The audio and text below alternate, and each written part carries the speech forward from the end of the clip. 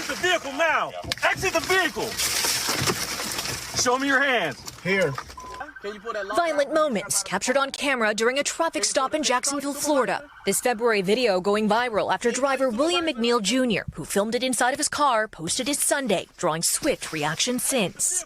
It shows an interaction with police already in progress, including the moment an officer breaks McNeil's window and strikes him in the face. Can you call your supervisor? All right, go for it.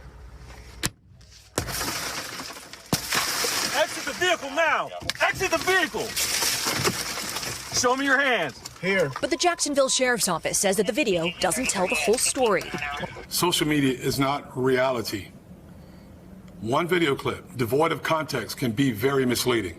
The sheriff tonight releasing officer-worn body camera footage showing McNeil pulled over for driving without headlights in the rain. They say he wouldn't provide his license and registration. I'm about to break the window. You can hear officers repeatedly warning McNeil that if he did not comply with getting out of the vehicle, they would break his window and put him under arrest. Open the door and exit, or we are going to break the window. Open the door and exit, or we are going to break the window. What is your reason?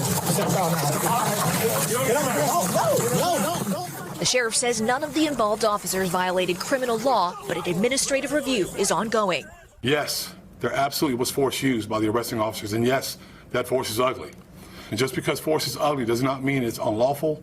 NBC News has not spoken to McNeil directly, but his lawyer says he's still recovering. His teeth actually went through his lip when he was slammed to the ground. So he's still recovering and dealing with those injuries. His attorney says they plan on filing a lawsuit. Marissa Parra, NBC News.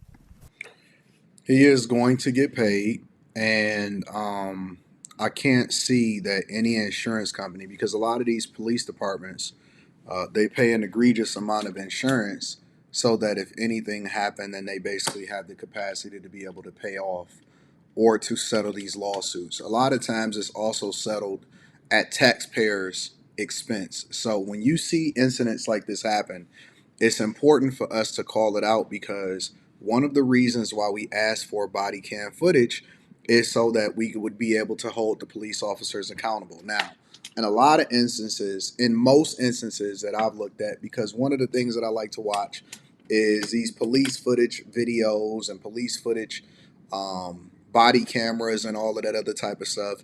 And so I would say maybe 98, 99% of the time, it just basically proves that people are lying and they finessing. But in this case, I think that there was excessive force that was used.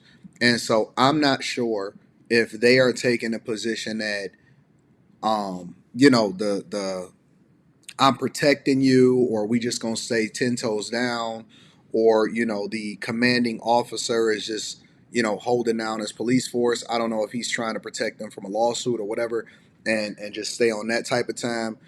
But in reality, and I seen this actually going viral. I think like a day or two ago, I seen this going viral on X, formerly known as Twitter. But here's the thing: two things can be true at the same time. The first part is, yes, he was told to provide his license and insurance or registration or whatever, and he refused to get out of the car. I would like to try to get my hands on, and I'll do a separate review if I'm able to find additional footage that of him from inside of the car, why he was explaining why he did not give his license and insurance. But they did tell him that they was going to break the window and remove him from the car. And so, you know, he could have complied. He could have, and I'm not sure if he had a license or registration or whatever, right? He could have complied. He could have just, you know what I'm saying, handled it in court and played it differently. Me personally, I get pulled over all the time because, you know, honestly, I'm going to just be honest with you. It depends on where I am and at certain points, because I don't like being a sitting duck at a stoplight, depending on what type of car I'm driving or whatever. And that doesn't make it right, but I'm willing to deal with the consequences that come along with getting pulled over and get a ticket. I don't care about that. I'll give it to my lawyer to handle. But I'm saying that because I know that a lot of times I get pulled over.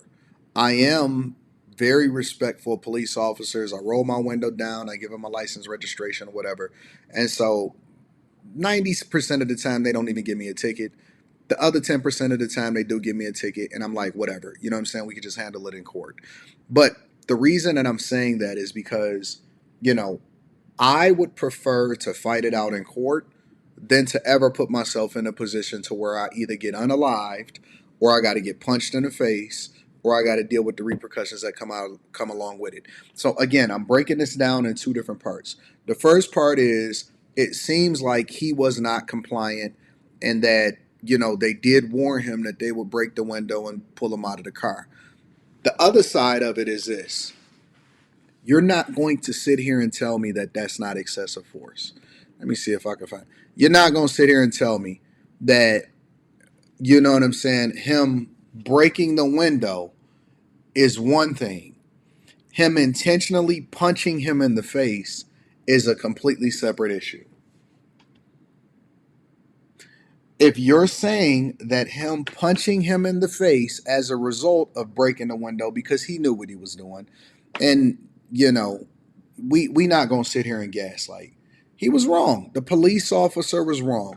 But here's the bigger issue. It's not about whether or not he got punched in the face because obviously, you know, most of us has been punched in the face if we've ever gotten into a fight before. Maybe not by a police officer or whatever. So, but here's the bigger issue, and this is one of the reasons why people are concerned. If you're willing to punch somebody in the face with a body camera on and him recording, and then you're going to pass it off like you were just trying to break the window or you were just using force to be able to get him out of the car. The thing that concerns people, and I am a heavy advocate for, and I promote supporting and advocating for the good police officers because I believe that it's a few bad apples that give the rest of them, a bad taste in their mouth. What else could you have possibly done, or what else should we question your character for? You know what I'm saying? If of what we can't see, or people that didn't report certain things, or if you didn't have your body camera footage on, or what you got going on, you know what I'm saying, when you off duty, but you still have the ability to tell people that you're a police officer. That is the bigger conversation a lot of times that I think that, you know, a lot of these police officers or police chiefs that, you know, have this conversation don't talk about. What else are you doing, or what else don't we know? Because usually when stuff like that happens or stuff happens, it's just a smaller reflection of what you also doing. If I find somebody that say, yeah, man, I got caught doing this, or man, I can't believe they did. It's usually not the first time that they committed the crime. It's usually not the first time that they did something wrong. It's the first time that they got caught. But it also happens on the other side of the law or other people. When people get caught up doing something, or when people get exposed for doing something and they rightfully are, you know what I'm saying, they rightfully getting exposed, or you know, they need to be held accountable, it's usually the first time that they got caught. It's not the first time that they ever got exposed. So when I see this video of him being overly aggressive, which was unnecessary, right? Because a lot of times, me personally, I say, well, you know what I'm saying, you should have did what you're supposed to do, so on and so forth. Correct. But two things, again, can be true at the same time. It's an excessive use of force. He intentionally punched him in the face. And aside from the lawsuit that's going to cost taxpayers, because we know that nothing is going to happen to this police officer in this instance because nobody got killed or anything like that. Worst case scenario, he get put on the desk job until everything gets smoothed over. Then he back on the streets. I'm always questioning the character because I don't know what else happened outside of that would then warrant, you know what I'm saying, you doing this in this situation and feeling like you can get away with it and being overly aggressive trying to justify it. What else do you got going on behind the scenes? Let me know what y'all think inside of the comments. Make sure y'all tap into the Patreon. Link is in the description. We're going to discuss this more on the Millionaire Morning Show. Make sure you tap in. I love you. I appreciate you. Let me know what y'all think inside of the comments.